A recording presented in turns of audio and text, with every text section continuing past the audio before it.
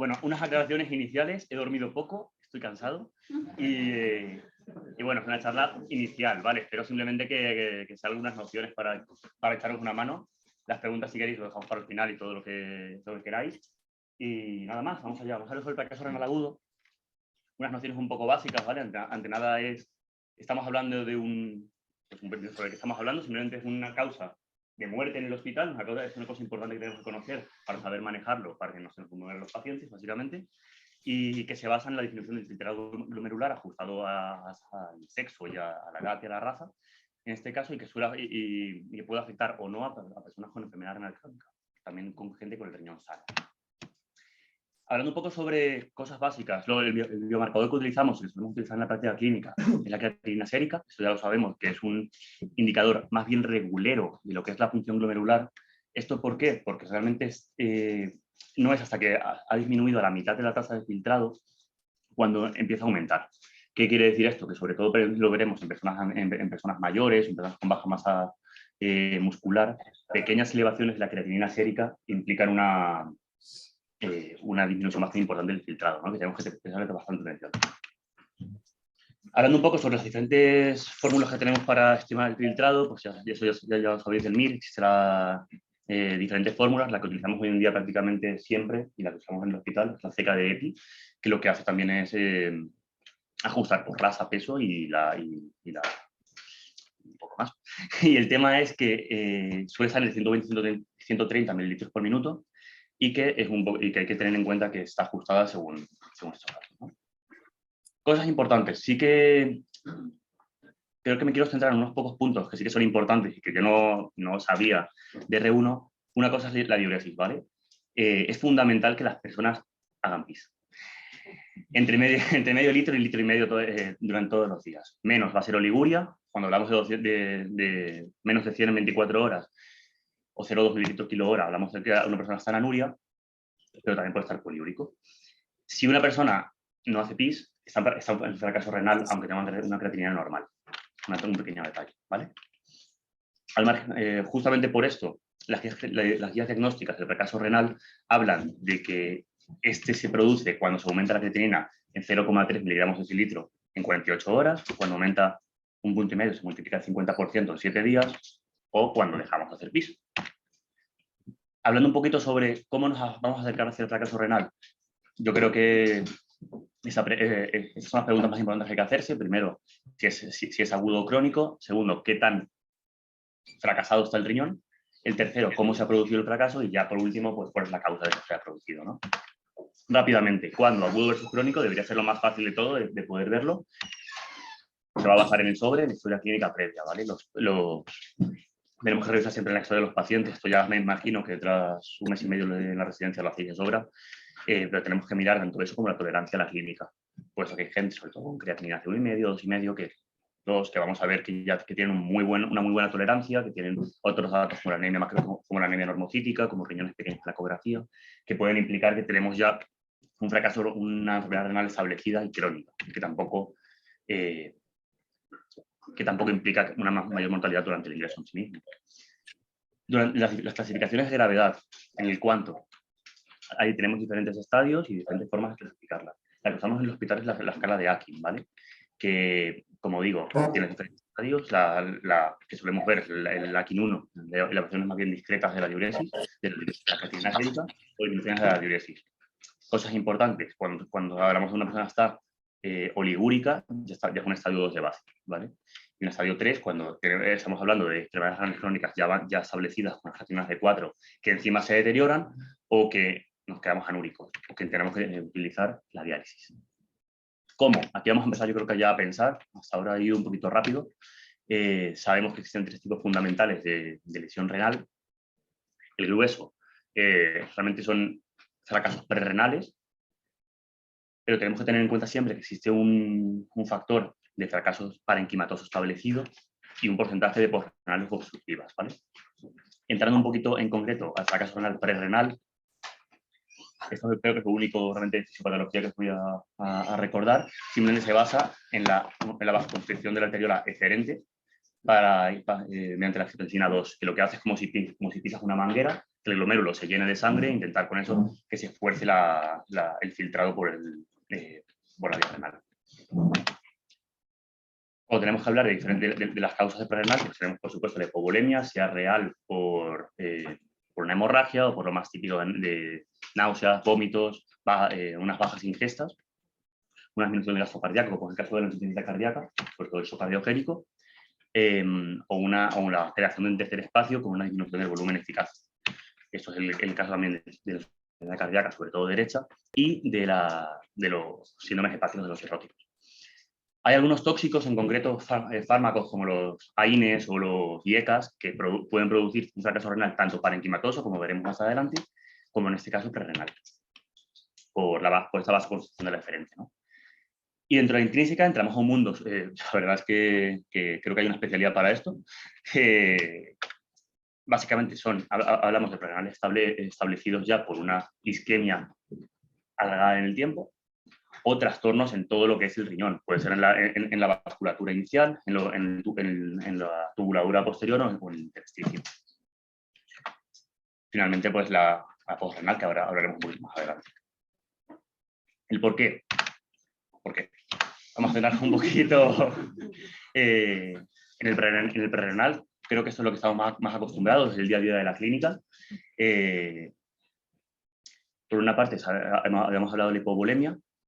Lo primero que tenemos que pensar es en la baja ingesta, en la diarrea o en los vómitos, porque por simple prevalencia más vamos a encontrar, pero también todas las causas de disminución del gasto cardíaco, cardiopatías pueden producirlo en concreto, y si no, los problemas del tercer espacio, ¿no? Como hemos dicho.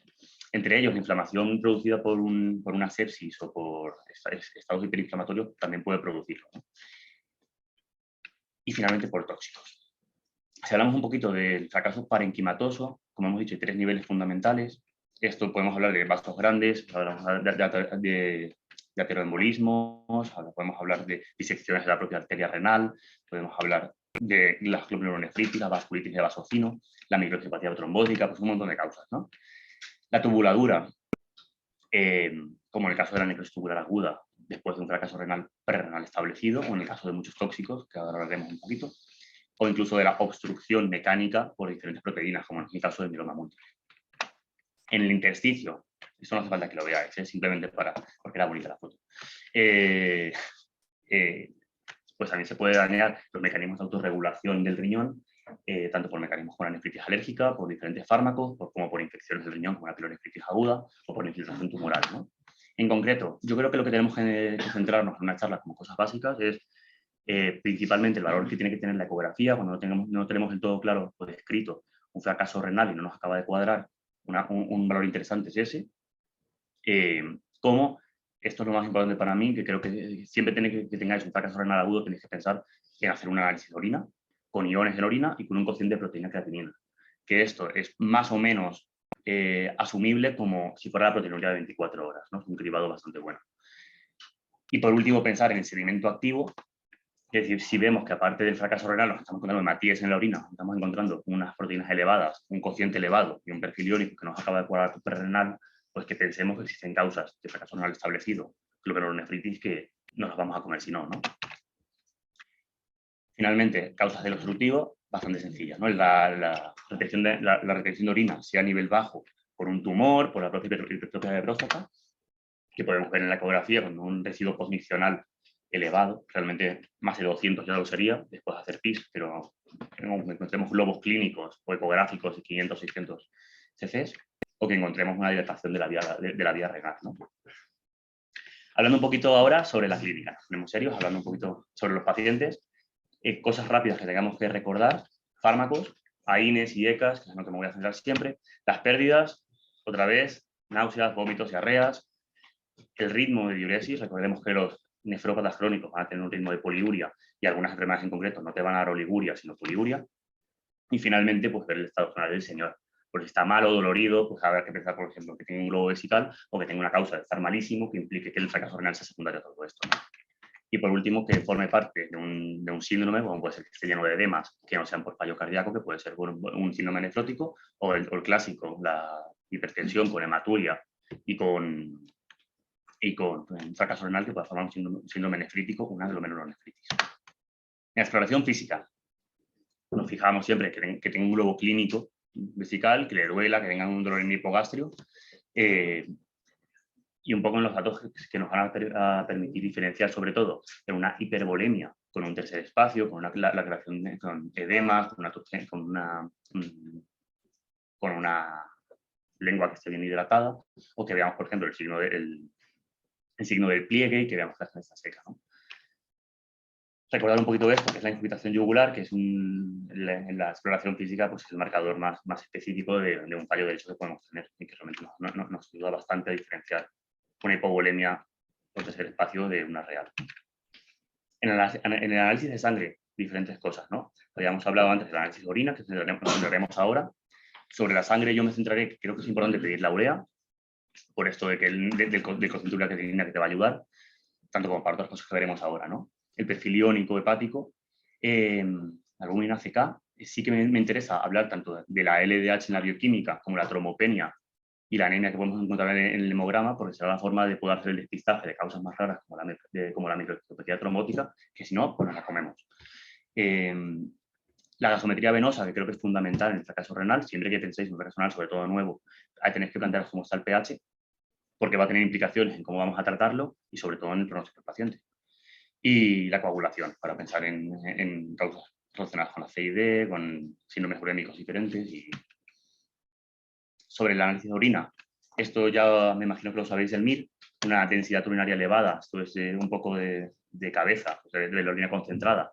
Pues hablamos de que estamos hablando de trazado prerrenal, que el riñón está trabajando todo lo que puede para mantener la orina concentrada.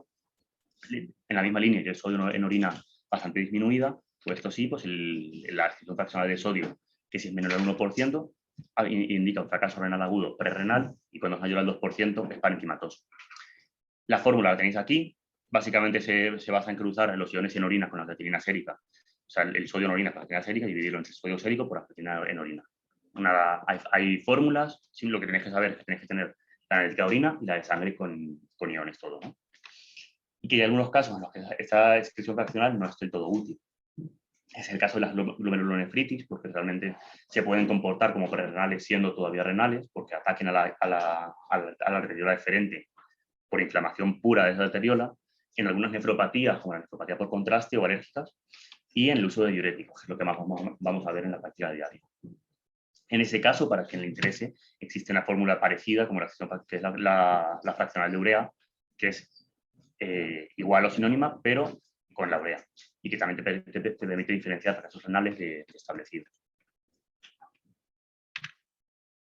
Sobre todo esto, más que liarnos con la fraccional de urea, que me parece que está bien, creo que es importante pensar en mirar el sedimento, mirar los iones en orina y mirar el cociente de proteína creatinina, que después te puede servir en muchos casos para plantearte otras causas más raras, no te comerías, ¿no? Un sedimento activo te va a orientar más hacia un fracaso parenquimatoso, mientras que un sedimento quizá con túbulos hialinos y que no encontremos mucha cosa, pues nos va a orientar más a que ese riñón funciona bien y lo que hace es compensar un problema de base. Finalmente, la ecografía, que sabéis que puede ser tanto a pie de cama, si sois un poco apañados, como una ecografía más arreglada por un radiólogo, nos permite pensar en obstrucciones. Esto era el 10% de los fracasos renales, pero fue en el hospital. Sí que es verdad que hay muchas ocasiones en las que, sobre todo personas mayores, ancianos, pues esta causa está asociada y puede no ser la primaria, pero ayuda, porque complica bastante las cosas, ¿no? En ese sentido, lo más fácil es ver el globo vesical en la que encontramos, pero también podemos encontrar pues esto, ¿no? Una neuropatía obstructiva en un riñón que precise que lo derivemos. Si no se arregla la causa de la neuropatía obstructiva, el fracaso renal muy malamente va a mejorar. Y el problema es que puedes encontrar fracasos renales obstructivos que tengan unos iones en orina que sean de cualquier tipo, sobre todo que parezcan parenquimatosos establecidos. Otras cosas que se pueden mirar, una placa de tórax para ver que la persona está súper en fallo en insuficiencia cardíaca, por tanto probablemente esto sea secundario. Se puede mirar hacer pruebas posteriores para mirar complicaciones más concretas, como un escáner para ver obstrucciones que no se acaben de ver en la ecografía, o la biopsia renal en casos de fracasos renales establecidos que no encontramos, ¿no? Finalmente, es un poquito sobre el manejo. tenemos que plantearnos en primer lugar es quitar todos los tóxicos, son los fármacos como la vancomicina, como los IECAs, como los AINES, como los aminoglucósidos, evitar la hipotensión arterial en caso de que tengamos una hipovolemia, monitorizar la volemia y plantearnos el sondaje vesical en los pacientes que no tengamos claro cuándo están orinando, porque sí que, como hemos dicho, es un factor importante para establecer un fracaso renal, y vigilar los trastornos asociados. Generalmente los fracasos renales agudos son reactivos a otros procesos, que veremos un poquito ahora, y que lo que tenemos que pensar es, aparte de resolverlo, resolver la causa inicial y tratar todos los problemas electrolíticos y del pH que va a haber asociados al fracaso. Finalmente, hay un estado de hipercatabolismo asociado al fracaso renal que también pues, hay que plantearlo en los pacientes hospitalizados. Así pues, si es un fracaso renal prerrenal, hay que pensar en hidratar, en utilizar la volemia y manejar la anemia y la insuficiencia cardíaca que pueda haber para mejorar lo posible, ¿no? En el fracaso obstructivo hay que intentar, hay que plantearse el sondaje vesical para establecer bien la diuresis y para evitar la RAO. Hay que derivar la vía, que es la única causa en la que realmente lo vamos a arreglar. Y en el parenquimatoso sí que se puede, esto es algo que también me parece interesante, intentar forzar la diuresis con furosemida, con diuréticos, puesto que si tenemos la concepción de la carrera de que los diuréticos justamente producen fracaso renal, pues no siempre es así. Y si una persona está en fracaso renal y no consigues hacer pis, no le consigues realizar, se va a morir. En esta misma línea, la diálisis yo creo que el último recurso para intentar sacar a alguien de un fracaso renal establecido importante. Tiene unas indicaciones bastante concretas. Realmente no es la creatinina lo que nos va a indicar la diálisis. Tenemos a gente que conviviendo con creatinina C8 constantemente, que hasta que no empiezan con clínica urémica grave, con disminución, con una encefalopatía franca, con una alteración de la coagulación o con una alteración del pH muy grave, pues está bien. Si encontramos eso, una acidosis metabólica grave, que entremos en edema de pulmón porque el líquido se empieza nos empezamos a congestionar porque se empieza a acumular el líquido, pues ahí tenemos que plantearlo, tenemos que recordar que esa posibilidad existe, ¿no? Y hablar con el nefrólogo. Finalmente, unos apuntes sobre el potasio, son muchas cosas y quiero acabar pronto, para contar un caso clínico al final, ¿no? La hiperpotasemia, pequeños detalles, ¿no? Todos sabemos que los trastornos del potasio son un poquito reactivos muchas veces al fracaso renal o también a otras cosas que vamos a ver.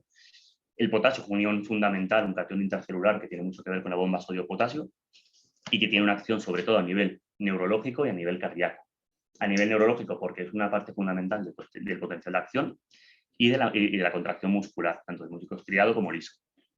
Y a nivel cardíaco porque forma parte de la repolarización cardíaca y si no, nos morimos.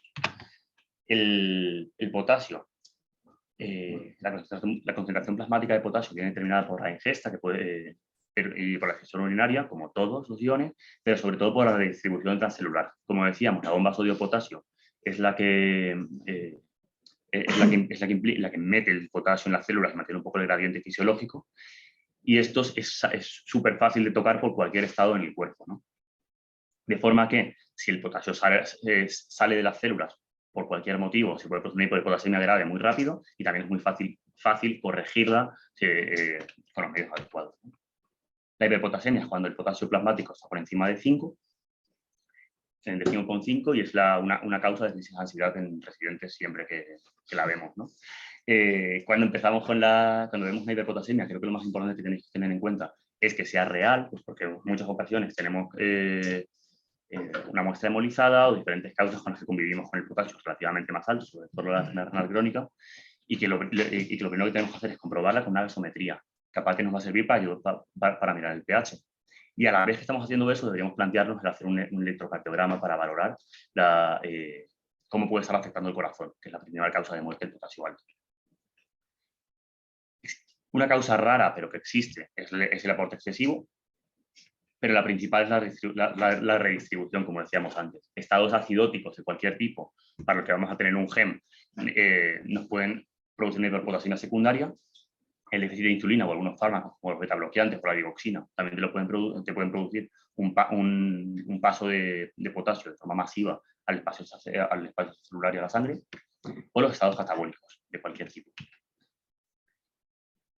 La otra causa en la que tenemos que pensar, de la que va la charla, es el fracaso renal agudo, ¿no? Y la enfermedad renal crónica. Cuando tenemos esto, aparte del estado acidótico que tenemos de base, el potasio se deja de excretar y puede aumentar en la sangre. Sobre todo en personas con enfermedad renal crónica, tenemos que pensar que conviven con potasios relativamente más altos, y aquí no es tanto un problema de redistribución, sino de que no conseguimos eliminarlo de forma adecuada. El planteamiento es más sobre un tratamiento a largo plazo que justo ahora. A nivel clínico, ¿qué es lo que nos produce la hiperpotasemia? Sobre todo, más que en relación al nivel de potasio que tengamos, lo que tenemos que tener en cuenta es qué tan rápido ha aumentado ese potasio. En un fracaso renal agudo muy grave, que el potasio aumente bastante, es mucho más grave que una persona que conviva con un potasio crónico de 6,5. ¿Y qué nos produce a nivel neuromuscular? Una sintomatología de parálisis flácida, de debilidad, de parestesia bastante inespecífica, y a nivel del corazón, pues encontramos aquí tenemos la diapositiva, ¿no? Pues unas alteraciones progresivas conforme va aumentando el nivel de potasio, en el cual la onda T se va haciendo cada vez más picuda, se alarga el PR, vamos como ensanchando un poco todo el trazado electrocardiográfico, y cuando son niveles bastante elevados, por encima de 8, se producen bloqueos completos, incluso taquicardias ventriculares, ¿no? ¿Y qué tenemos que hacer? Habíamos dicho, manejo básico de la hiperpotasemia, lo comprobamos, hacemos un electrocardiograma. Realmente lo primero que deberíamos ver al haber una hiperpotasemia grave es proteger al corazón con un gluconato cálcico diluido en suero glucosado. Realmente el gluconato cálcico, el suplecal, no nos va a curar la hiperpotasemia, pero nos va a estabilizar la membrana miocárdica. ¿Qué queremos hacer con esto? Ganar tiempo para corregir la causa y para poder estudiar un poco más en condiciones todo lo que está pasando sin que le dé una taquicardia ventricular entre medias y se muera. El segundo paso, aprovecharnos de lo que hemos comentado antes, de la redistribución del potasio, de la facilidad que tenemos para redistribuirla al interior de la célula mediante la insulina o mediante otras fármacos como el salbutamol, como los agonistas de receptores adrenérgicos o como el bicarbonato, pero que se hace en la práctica clínica mucho menos, ¿no? La insulina diluida en suero glucosado nos permite redistribuir el potasio dentro de la célula bastante rápido y curar la hiperpotasemia de forma relativamente aguda. El salbutamol también se puede utilizar, pero es verdad que produce muchas arritmias, tiene que estar monitorizado, y yo creo que es un segundo escalón de terapia. Y el bicarbonato, que tiene un papel sobre todo en acidosis metabólicas graves, o en enfermedad renal crónica, y que lo que tenemos que tener es el pH para eso. Pues, por eso habremos sacado la gasometría antes, ¿no? Y finalmente, ya en un segundo escalón, para eliminar el potasio poco a poco, podemos plantearnos la furosemida o diferentes terapias para quelar el potasio, como las resinas de intercambio iónico, o pues como fármacos más quelantes más avanzados que permitan disminuir poco a poco o excretar el potasio que tenemos, ¿no? La hipopotasemia, por el otro lado, es el potasio por debajo de 3,5. Tenemos que plantearnos dos causas principales. La principal, una disminución de aportes por el alcoholismo, o la segunda causa, una redistribución, como decíamos, hacia el interior de las células de forma masiva, sea por un exceso de insulina o de catecolaminas, por una proliferación celular excesiva, o en estados de alcalosis metabólica, como por ejemplo el que nos producen los diuréticos, ¿no? Un exceso de furosemida pues, lo produce, y es uno de los principales efectos secundarios que tiene. O las pérdidas extrarrenales o renales de potasio, que para eso vamos a tener el potasio en orina. La diarrea, que produce una pérdida de potasio y bicarbonato por las heces, o la pérdida por diuréticos o por magnesio, ¿no? Sobre esto lo he dejado en grande porque una de las causas que tenemos que pensar siempre en una hipopotasemia refractaria a tratamientos es el déficit de magnesio. Lo mismo, clínica que nos puede producir parálisis neuromuscular, parálisis flácidas, astenia, parestesias, así muy específico, y sobre todo a nivel del trazado electrocardiográfico, un aplanamiento de la onda T, al contrario que la hiperpotasemia, y una tendencia a hacer más arritmias tipo taquicardia ventricular o torsada de puntas, más taquicardias polimorfas, cuando la hipopotasemia es grave y mantenida. También puede producir manifestaciones digestivas o renales, ¿no? Como el hilo paralítico o como la diabetes insípida. El tratamiento, yo creo que quiero que os quedéis con dos cosas a nivel de tratar. Si la hipopotasemia es grave, tenemos que plantearnos si tendrá que ser siempre intravenosa o junta intravenosa con vía oral, y podemos plantearnos la vía periférica o la vía central. La vía central sabéis que es un picostio, pero si la gente lo necesita, pues hay que meterse en ello, ¿no? Y si es por vía periférica, que no se puede hacer a una gran dosis de potasio. Hablamos sobre todo de 20-40 miligramos por litro, o 10-20 por suero, pues de 500, para pasarlo relativamente lento, porque de otra manera podemos quemar las vías. Es muy irritante, ¿vale? Por la vía central, si es necesario, o si la tenemos, podemos reponer a mucha más velocidad. Y si no tiene criterios de gravedad, que lo tenemos que hacer por vía oral, tenemos que pensar también en el pH, como decíamos antes, porque tenemos dos formulaciones principales. El potasión, que es el cloro potásico, en estados de alcalosis metabólica, nos va a ayudar a corregir tanto la alteración del pH como el potasio, y el BOIK este es el aspartico, el potasio aspartico, que nos ayudan en situaciones de alcalosis metabólica, ¿no? De acidosis metabólica, efectivamente. ¿Esto por qué lo digo? Porque realmente siempre tiramos a poner el BOIK, el aspartico, y en situaciones de una alcalosis metabólica por la furosemida, por ejemplo, por los diuréticos, vamos a empeorar la alcalosis, algo que puede llegar a ser muy grave y ya no corregir todo el potasio aparte. Finalmente, para acabar, creo que he ido bastante rápido, la verdad. Vamos a hablar un poquito sobre un caso clínico que he hecho anoche. Si podemos hablar un poquito de algo que puede pasar en una guardia de urgencias, ¿no? Una hiperpotasemia que nos pueden comentar los compañeros de cirugía de 7,5, ¿no? Te cogen así en la urgencia de repente y dicen, tengo una hiperpotasemia de 7,5, ¿qué hago? Básicamente. Marino, ¿qué hacemos? Yo le haría un gen. Vale, perfecto. Y un electro. Perfecto. Gemielectro. Aparte de eso, vamos a enterarnos la historia. A eso iba a ir ahora, pero perfecto. Gemielectro. Nos enteramos un poquito de la historia de él, ¿vale? Hablamos de un hombre de 60 años, nefrópata crónico, con hipertrofia de próstata, que toma IECAS, AINES y ha ingresado para una colectomía programada. ¿Vale? Esa es la historia. ¿Se ha complicado? Ahora le duele bastante la tripa, que está distendida y sin ruidos. Le han pedido una placa y tiene una obstrucción intestinal, ¿no? Le hemos pedido un gemio en electro que confirma justamente que la cosa está yendo regular. Y el GEM confirma que tienes un potasio de 7,5, en principio sin unas graves alteraciones que ahora pasaremos, ¿no? ¿Qué haces? Por ahí, gluconato cálcico más la insulina, ¿no? Y ahora, ya habiendo hecho eso, ya habiendo ganado tiempo, empezamos a hacer el resto del cuadro, ¿no? Le vamos a ver, vamos al paciente, vemos que no tiene datos de insuficiencia cardíaca, no vemos que tenga un claro globo vesical, pero sí que vemos que no ha orinado demasiado en las últimas 24 horas, ¿no?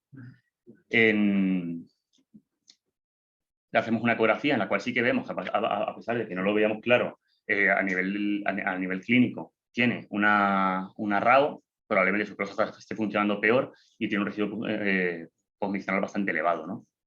Y una sangre con una creatinina de 2,8, recordemos que su basal era de 1,5, unos sólidos en orina que son más bien parecidos a los de la sangre, son bastante elevados, y una gasometría que, bueno, que no está tan malo el paciente a pesar de ese electrocardiograma. Por lo tanto, hablamos de una hiperpotasemia grave, porque tiene cambios en el electro, secundarios con un fracaso renal agudo, ¿no? Hablando un poquito sobre el fracaso renal agudo, siguiendo el esquema de antes, entendemos que va a ser agudo sobre una enfermedad renal crónica, por lo menos va a ser un fracaso AKIN2 porque es oligúrico, y yo creo que tiene varias causas, ¿no? Va a ser prerrenal, va a ser renal porque aparte tenemos AINES de por medio, tenemos tóxicos, tenemos diferentes nefrotóxicos antes de esto y una RAO asociada. Y que tenemos diferentes causas, ¿no? Una baja ingesta, inflamación, tóxicos y componentes de RAO. Por tanto, lo que podemos decir es que tenemos una obstrucción intestinal con un fracaso renal secundario y una hiperpotasemia secundaria a todo esto, ¿no? ¿Cómo lo manejaríamos? Ya lo hemos dicho antes, tenemos que ir por partes, ¿no? Desde abajo para arriba, empezamos con el gluconato más insulina, el gluconato cálcico más insulina, valorar recinas, y si no conseguimos hacer PIS, esa persona tiene que hacer PIS con furosemida o plantearnos la diálisis. Si tenemos que parar todos los nefrotóxicos y hacer una cuantificación de la orina mediante sondaje vesical. Y finalmente, resolver la causa de todo esto, ¿no? Yo creo que probablemente sea la cirugía, que es el manejo de la patología de base. He ido bastante rápido para intentar acabar pronto porque es un viernes, pero la idea fundamental que creo que tenéis que tener en cuenta es que el fracaso renal incluye no tener diuresis, esto ya lo he dicho antes, que tenemos que cuantificar la diuresis en todo momento y si no lo tenemos del todo claro, plantearnos el sondaje vesical, también para poder manejar las complicaciones obstructivas que pueda haber, ¿no? Que tenemos que intentar automatizar, que si tenemos un fracaso renal, tenemos que pedir una bioquímica con urea, con LDH y una orina con iones y con cocción de proteína creatinina, como una gasometría venosa para ver el pH, ¿no? Y que siempre si tenemos a mano un ecógrafo, pues podemos plantearnos complementar el estudio con una ecografía. O hacer una ecografía renal más reglada en casos de fracasos parenquimatosos que eran más duras en condiciones. Si hay una hiperpotasemiia grave, como la comprobamos con un GEM, mientras vamos haciendo un electro y vamos poniendo los fármacos que nos van a ayudar a ganar tiempo. Y la hipopotasemia por vía intravenosa hay que corregirla más bien con cuidado, salvo que sea muy grave y necesitamos una vía central. Y existen 2 preparaciones para corregir según el pH. Finalmente, esto empezó un poco antes, rápido por encima, el magnesio es una causa súper sencilla de corregir y de hipopotasemia refractaria que tenemos que tener en cuenta, ¿no? Finalmente, unos agradecimientos a los RESIS que no han tenido el hilo de presentaciones, de trabajo que hay antes de esto,